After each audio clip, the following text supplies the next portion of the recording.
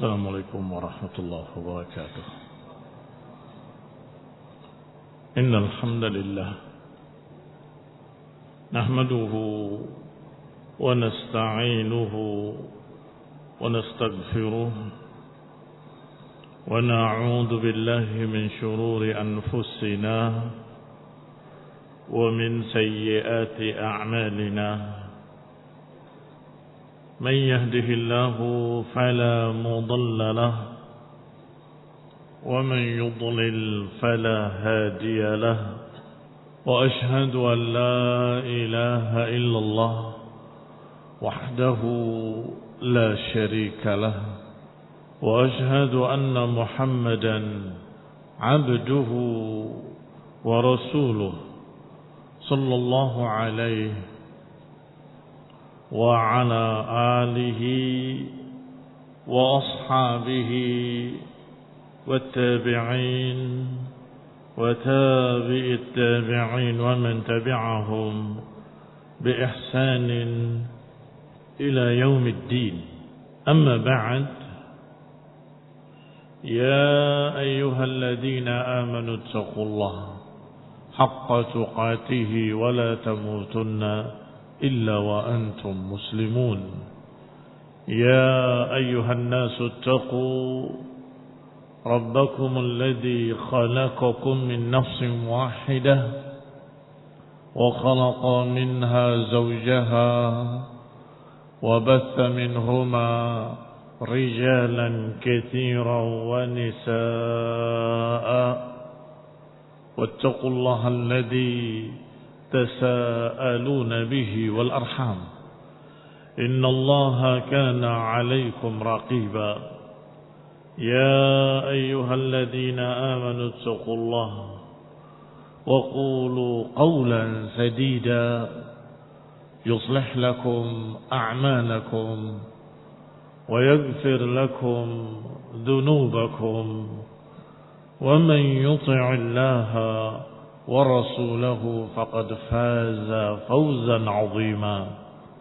أما بعد،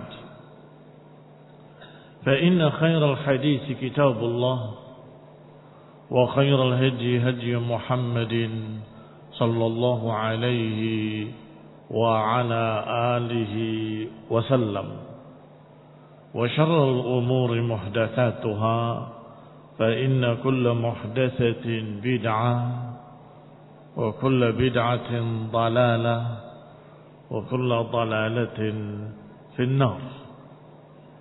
Ikhwani fid din, a'azzakumullah, kaum muslimin rahimani wa rahimakumullah. Allah Subhanahu wa ta'ala berfirman dalam surat Al-Maidah, ya ayyuhalladzina amanu idza qumtum ila ssalati faghsilu wujuhakum wa aydiyakum ila al-marafiq wamsahu biru'usikum wa arjulakum ila al-ka'bayn wa in kuntum junuban fattahharu wa in kuntum marda aw ala safarin aw jaa'a ahadun minkum minal gha'id aw lamastumun nisa' فلم تجدوا ماء فتيمموا صعيدا طيبا فامسحوا بوجوهكم وأيديكم منه ما يريد الله ليجعل عليكم في الدين من حرج ولكن يريد ليطهركم وليتم نعمته عليكم la'allakum tashkurun. Ayat Allah Subhanahu wa ta'ala dalam surat Al-Maidah ayat yang ke-6, atau lebih dikenal dengan ayatul wudu, ayat tentang wudu.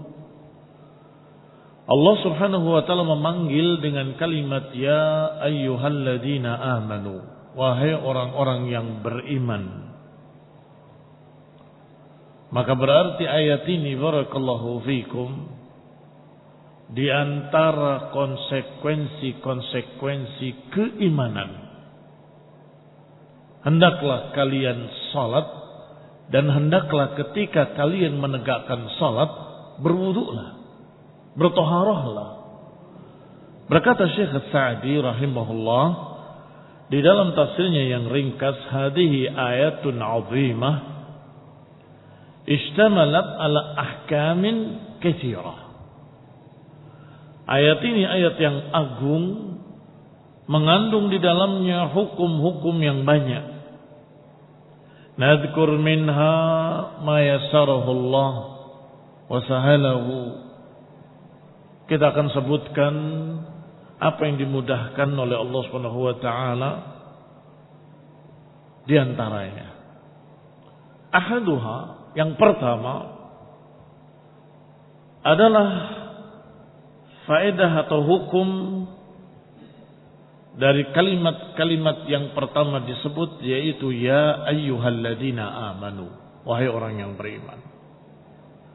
Maka hadhil madhkurati fiha imtithaluha wal amal biha min lawazimil iman. Dengan panggilan ya ayyuhalladzina amanu menunjukkan bahwa semua yang disebut di dalam ayat ini dan mempraktekkan perintah-perintah Allah yang ada dalam ayat ini merupakan lawazimul iman, merupakan konsekuensi-konsekuensi keimanan. Alladzi la yatimmu illa bihi, yang tidak mungkin sempurna keimanan kecuali dengan mempraktekkan ayat ini. Wahai orang yang beriman, kalau kalian benar beriman, kerjakan ini. Itu makna panggilan wahai orang yang beriman. Maka semua ayat-ayat yang dimulai dengan kalimat wahai orang yang beriman, maka maknanya wahai orang beriman, kalau engkau benar-benar beriman, kerjakan ini. Demikian ikhwani fiddin a'azzakumullah. Li'annahu sadaraha, karena Allah Subhanahu wa taala memulainya dengan panggilan ya ayyuhalladzina amanu, wahai orang-orang yang beriman. Maksudnya ya ayyuhalladzina amanu i'malu bimuqtada imanukum bima syara'na lakum, yang bermakna wahai orang-orang yang beriman, kerjakanlah apa-apa yang merupakan konsekuensi keimanan kalian. Kalau kalian benar-benar beriman, kerjakan ini. Yang kami syariatkan ini, yang kami perintahkan ini. Itu pertama, faedah pertama. Atsani, faedah yang kedua, al-amr bil qiyam bis salah, perintah untuk menegakkan salat. Karena Allah langsung mengatakan idza qumtum ila shalah, kalau kalian menegakkan salat. Wahai orang beriman, bukankah kalian beriman mesti salat? Maka kalau kalian salat, kerjakanlah ini. Berarti faedah kedua, seorang mukmin, wahai orang yang beriman, tegakkanlah salat. Karena ciri-ciri keimanan adalah salat. Pembeda antara mukmin dan kafir adalah tarkus salat. Oh, si fulan beriman, salat enggak, saya enggak percaya kalau dia beriman. Berarti dia tidak beriman pada Allah Subhanahu wa taala. Karena salat merupakan pembeda, kata Nabi alaihi salatu wassalam, antara mukmin dengan kafir. Oh, dia sekarang sudah masuk Islam, salat enggak, belum masuk Islam. Dia sudah taubat dari kekafirannya, salat enggak. Dia sudah taubat dari kesesatannya, salat enggak. Itu pertanyaan penting. Mengapa? Karena rukun Islam setelah syahadat adalah salat. Rukun maknanya pondasi.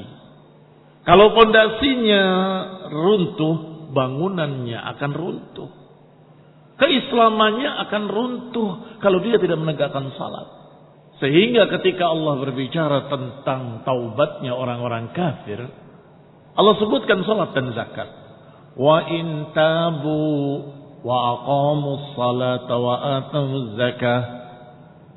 Kalau mereka mau taubat dan menegakkan salat dan mengeluarkan zakat, maka mereka ikhwanukum fiddin, saudara kalian. Tidak hanya taubat saja, wa in tabu wa aqamus salah.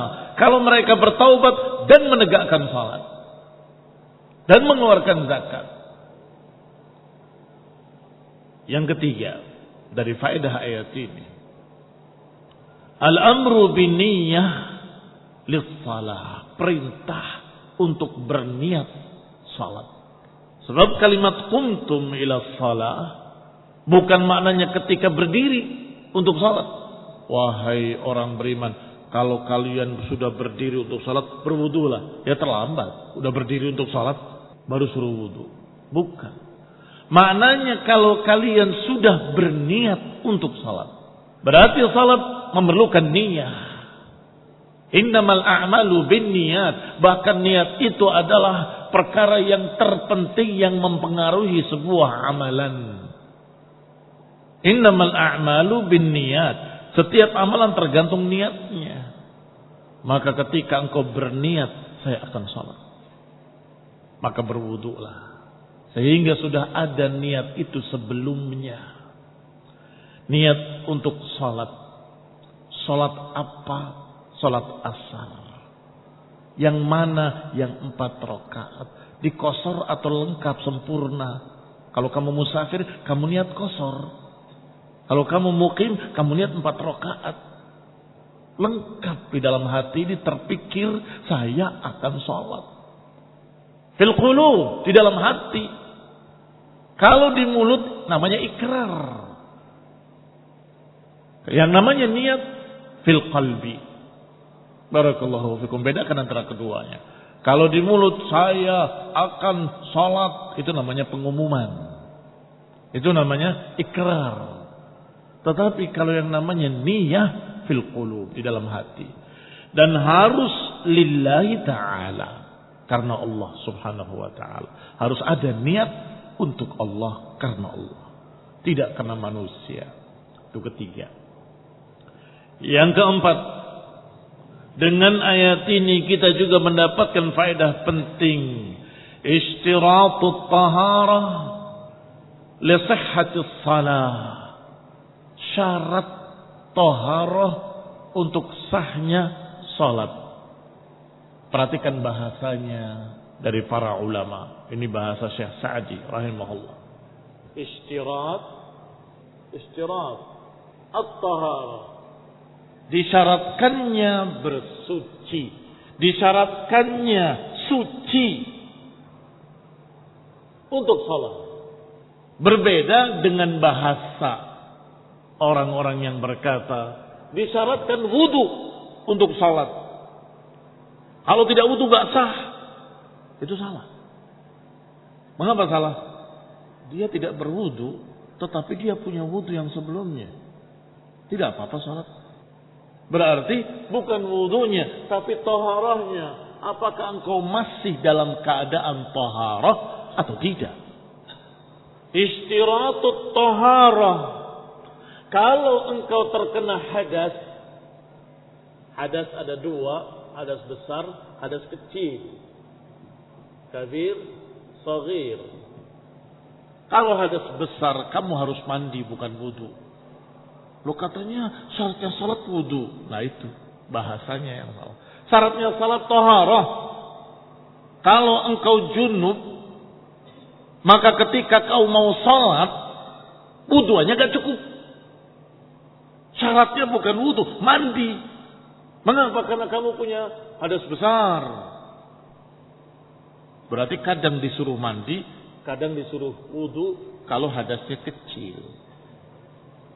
Berarti yang penting itu bukan mandi atau wudunya, yang penting adalah taharahnya.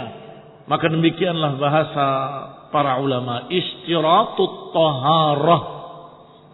Disyaratkannya dalam keadaan suci ketika salat.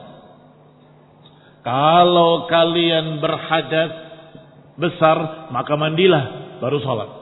Kalau kalian berhadas kecil, maka wudulah. kemudian salat. Kalau kalian, Masya Allah, sejak salat duhur tadi, kalian tidak berhadas besar ataupun kecil, maka salat asar langsung tidak perlu wudu, nggak perlu mandi. Masih bisa tidak berhadas besar, tidak berhadas kecil sampai maghrib, maka langsung salat maghrib tanpa wadi, tanpa wudu. Yang penting dia punya taharah.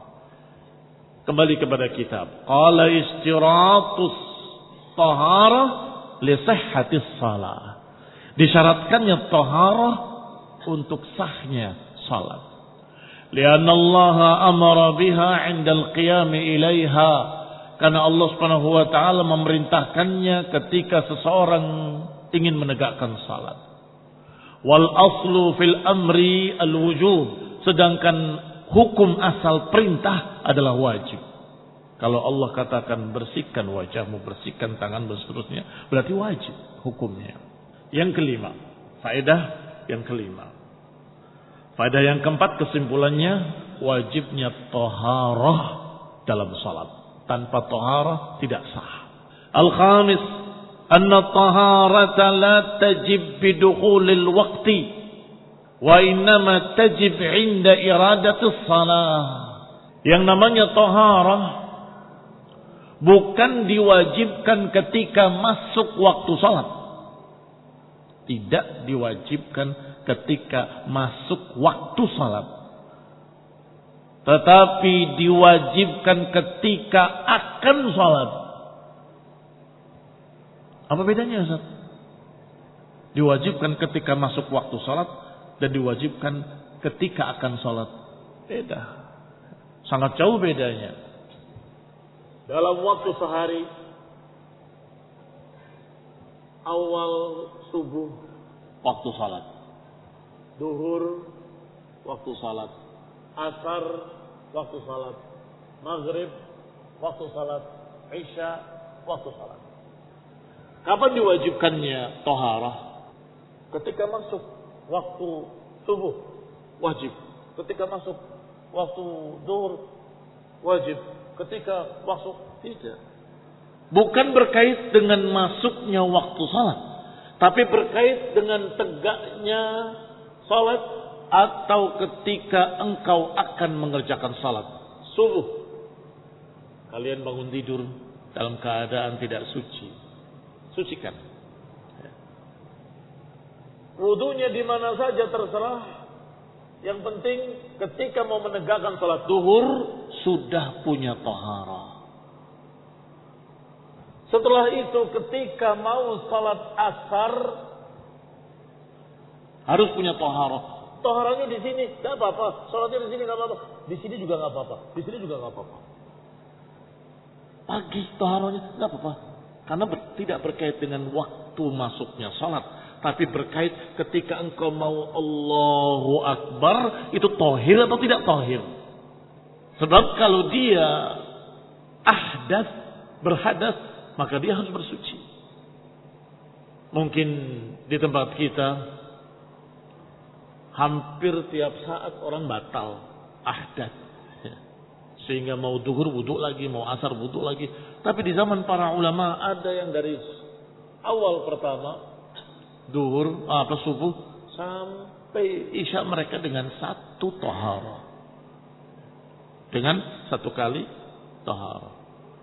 Bahkan untuk menunjukkan kalau sebagian mereka menyambungnya dengan qiyamul lail, mereka memakai wudu siang hari untuk subuh hari. Hampir tidak tidur, kecuali dalam keadaan duduk. Kalau tertidurnya dalam keadaan duduk tidak membatalkan wudu. Itu sudah membatalkan wudu. Tapi kalau tidur benar-benar terlentang, istatlaqal wika, terlepas kesadaran, maka saat itu dianggap batal wudunya. Kembali kepada kita. Berarti yang keenam, barakallahu fikum, atau yang kelima adalah tidak diwajibkan ketika masuknya waktu salat, tetapi taharah diwajibkan ketika engkau akan berdiri sholat. Saat itu tohir atau tidak tohir. Walaupun ketika adzan sudah wudu, tapi ketika qomat kamu sebelum qomat sebentar batal, ya tetap harus wudu lagi. As-sadis, yang keenam, anna kullama yutlaq alaihi ismus salah minal fardi wan nafli wa fardil kifayati wa salatil janazati tushtarat at-taharah. Karena Allah menyatakan kalimat salat dengan mutlak, menyebutkan kalimat salat dengan as-salah, yang berarti kullu jinsis salah, semua jenis salat. Alif lamnya lil jins. Idza qumtum ila shalah, kalau kalian akan berdiri menegakkan salat, enggak disebutkan salat apa yang enggak disebutkan. Berarti amun, umum, mencakup semua jenis salat. Salat yang wajib ataupun salat yang sunnah. Salat jenazah ataupun salat 5 waktu. Salat qiyamul lail ataupun salat apa saja. Bahkan para ulama menambahkan, ketika sujud tilawah, sujud syukur, sujud apalagi harus taharah juga. Karena itu pun disebut salat. Disebut salat. Kata beliau, kata Syekh Sa'di rahimahullah, kullu ma yutlaq alaihi ismus salah, semua yang tercakup dalam kata as-salah, salat, maka semuanya harus disyaratkan taharah. Apakah salatul fardi atau salatul nafl, salat wajib atau salat sunnah, fardu kifayah ataupun fardu ain. Yang 5 waktu itu fardu ain, harus pergi setiap orang. Salat jenazah fardu kifayah, tushtarat lahu tahara, semuanya harus tahara. Hatta sujudul mujarrad, bahkan sujud saja. Inda katsirin minal ulama, menurut kebanyakan para ulama, seperti sujud tilawah atau sujud syukur. Kamu sedang baca Quran, melewati ayat sajdah, fasjud lahu, kamu sujud, harus dalam keadaan tahir. Bahkan ketika baca Qur'annya disunahkan demikian. Demikian pula sujud syukur, berwudu dulu baru kemudian sujud. Karena para ulama memasukkannya ke dalam jenis salat. Yang ketujuh, al-amr bi ghaslil wajhi. Sekarang taharahnya dirincikan. Bagaimana taharahnya? Allah katakan fansilu wujuhakum wa aydiyakum ilal marafiq wamsahu bi ru'usikum wa arjulakum ilal ka'bain. Kata Allah, cucilah wajah-wajah kalian dan tangan-tangan kalian sampai siku, dan usapkanlah kepala kalian, wa arjulakum, dan cucilah kaki kalian. Di sini ada keunikan bahasa Arab, keunikan i'rab. Mengapa? Karena Allah Subhanahu wa taala menyebutkan usapkanlah kepala dan kaki-kaki kalian.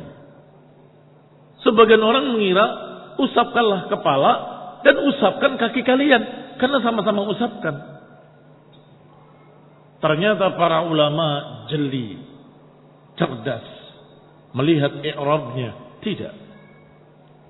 Kalimat arjulakum tidak ngikut usaplah, tapi ngikut cucilah. Apa buktinya? Buktinya usaplah itu ada huruf bantuan, kata sambung ba. Wamsahu bi, usapkanlah biru'usikum, dengan kepala-kepala kalian. Huruf ba, kata sambung ba, mengkasrohkan. Wamsahu biru'usikum. Kalau ngikut wamsahu, maka arjunya jadi arjulikum. Ternyata di dalam mushaf kalian bukan arjulikum, tapi arjulakum dengan fathah. Berarti bukan mengikut ru'usikum, tapi ngikut aidiakum. Faghsilu ujuhakum wa aidiakum wa arjulakum. Cucilah, bersihkanlah. Beberapa aliran seperti aliran Syiah itu mengusap kakinya. Karena mereka memahami usaplah kepala kalian dan kaki kalian. Jadi kaki diusap juga. Tidak jeli melihat i'rab. Kemana atafnya kalimat arjulakum. Kalau dia arjulikum dengan kasrah, baru atafun ala ru'us. Wamsahu biru'usikum wa arjulikum.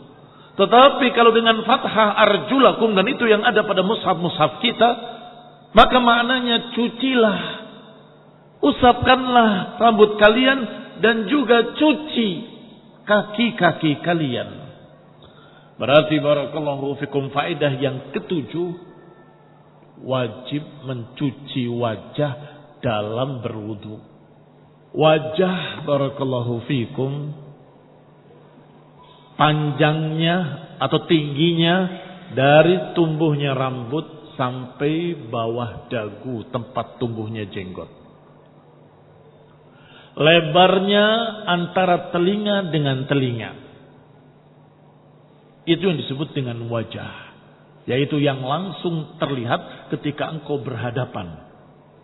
Karena wajah diambil dari kata muwajahah, berhadapan. Kalau kamu berhadapan dengan orang, apa yang kelihatan? Ini semua kelihatan. Sampai telinga. Barakallahu fiikum. Termasuk lubang-lubangnya. Wajah kan ada lubang-lubangnya. Ada lubang hidung, lubang mulut, ada lubang mata, ada semuanya. Iya. Termasuk lubang-lubangnya. Cuci.